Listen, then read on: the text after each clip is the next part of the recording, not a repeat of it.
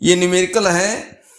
Urea के 1.4 ग्राम प्रति litre जलीय विलयन का 15 डिग्री सेल्सियस पर परासरण दाब 0.4 वायुमंडल है।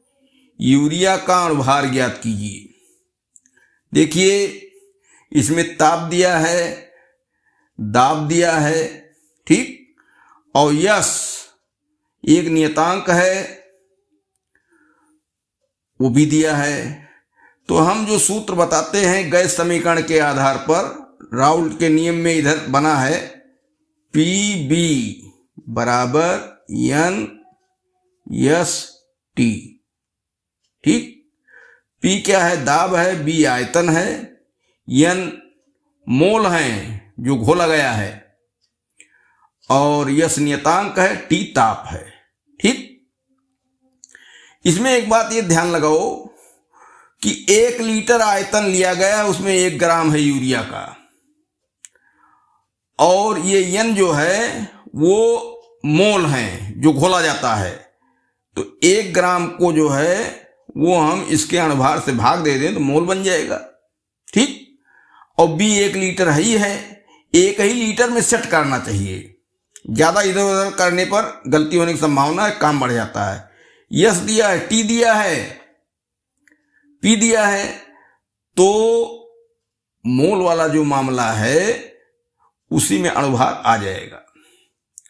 तो माना यूरिया का अणुभार बराबर W है। अणुभार उसका 60 होता है, 60 के इर्द गिर्द उत्तर आएगा, एकदम करेक्ट 60 नहीं आएगा, 59 कुछ इस तरीके से आएगा उत्तर।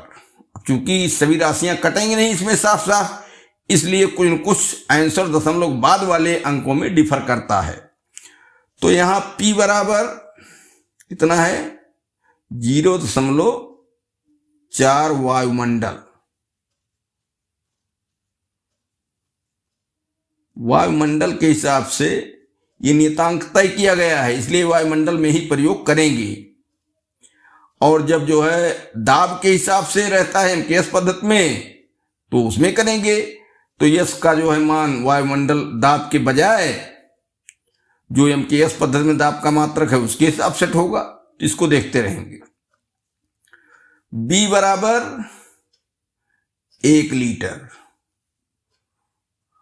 आयतन, और क्या है? N बराबर हमको नहीं मालूम है, तो 1/W कर दें, अणुभार से भाग दे देंगे 1 ग्राम को, अमोल मिल जाएंगे, ठीक। 1 ग्राम है ना।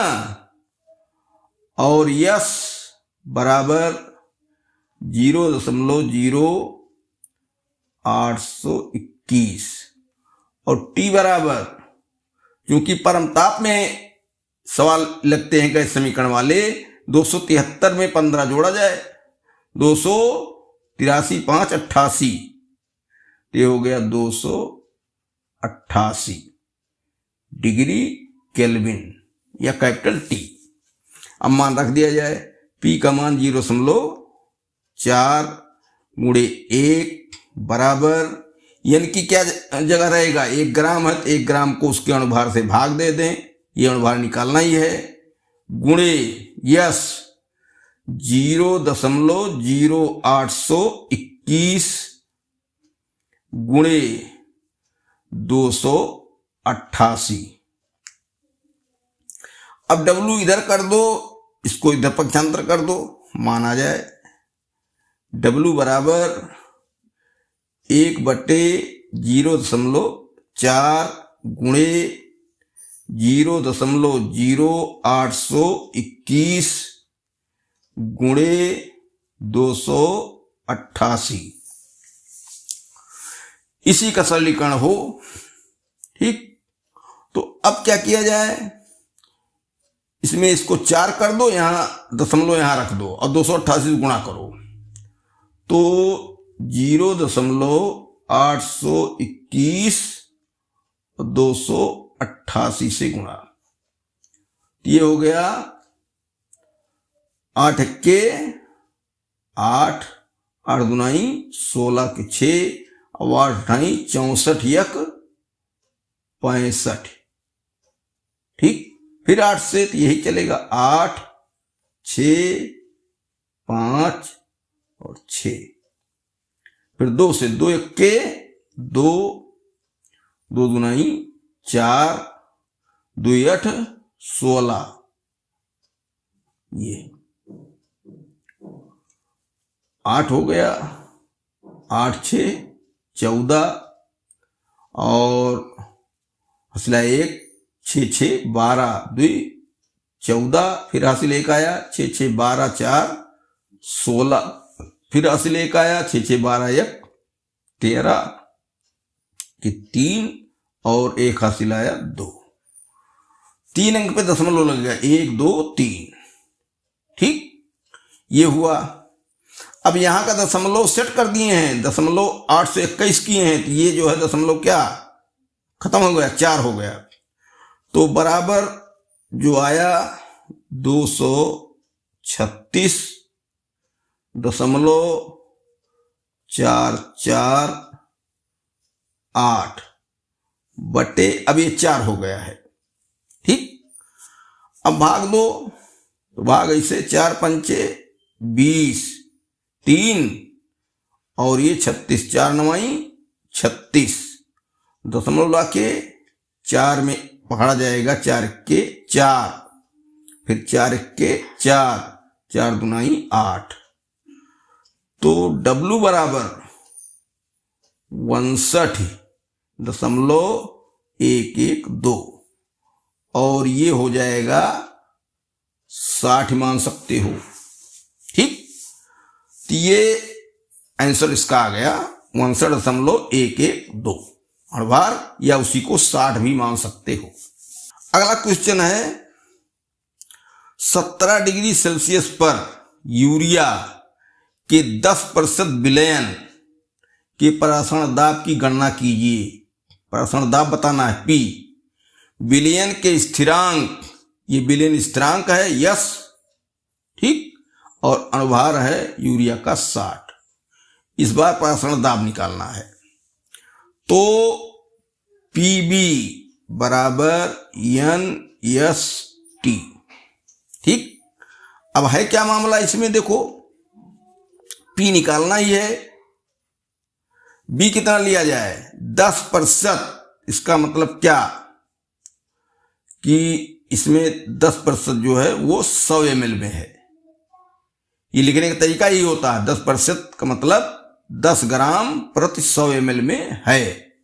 ठीक, तो 1000 ml में 100 ग्राम हो गया, तो 1000 ml मतलब लीटर, 1 लीटर पद्धति में है। देखो ये लीटर भी है, वायुमंडल भी है, स्थिरांक में इसके बराबर N, तो N मोल, तो इसके कितने हो रहे हैं 100 ग्राम बटे 60 कर दो, अणुभार से भाग दे दिया तो मोल हो गया, गुणे 0.0821 और T कितना 17 है, 273 में 17 जोड़ोगे 290। अब ये तो P गुणे 1 P हो गया, बराबर ये कट गया, 2 पंचे 10, 2 तिहाई 6, 5 बटे 3 गुणे 0.0821 गुणे 290। अब यहां ये 3 से कोई कटेगा नहीं, हाँ नहीं कटेगा, तो अब सीधे सीधे सबका गुणा कर लें और 3 से भाग दे दें। ठीक, तो ये 0 यहां कर दो, ये 821 हो गया, और ये 3 पचे 15, तो 29 पंचे 145, तो 0.821 गुणे 145। ठीक, ये 0 से यहाँ कर दिए हैं और 5 गुणा 29 में कर दिए, 145 आ गया।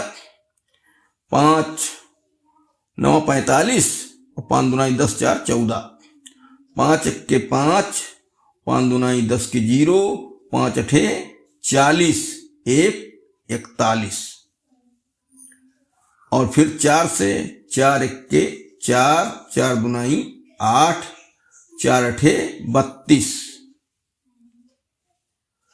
फिर 1 से तो 1 2 और 8 जोड़ दिया जाए, 5 4 8 2 10, 4 4 8 1 9, 8 3 11, 3 अंक में दशमलव 119, तो बराबर 119 दशमलव 045 बटे 3।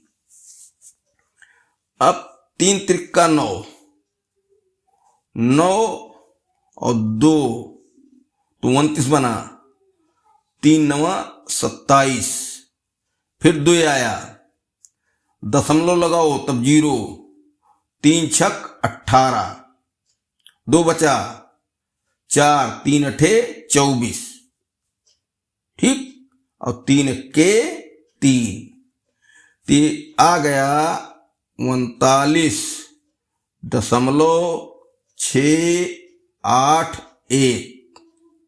वायुमंडल। ठीक, ये उत्तर हो गया। एकदम गैस समीकरण पी और आरटी के हिसाब से लगाओ, केवल आयतन और उसका ग्राम सेट करने में ही थोड़ा दिमाग लगा लिया करो। जैसे 10% बिलियन था तो इसका मतलब होता है, इस तरीके से जब व्यक्त किया जाता है तो 10 ग्राम 100 ml में हम 1 लीटर तक ले जाएं, हमारा आयतन 1 लीटर हो जाए। नहीं तो ये जो है दशमलव में यहां भी फंसा रहेगा, तो यहां जो है 100 के बजाय 10 रहेगा, बात एक हुई। ना करो तो यहां क्या होगा, दशमलव 1 लीटर हो जाएगा और यहां 100 के बजाय 10 रहेगा, आएगा वही। तो इतना है, बाकी सब गैस समीकरण के सवाल हैं।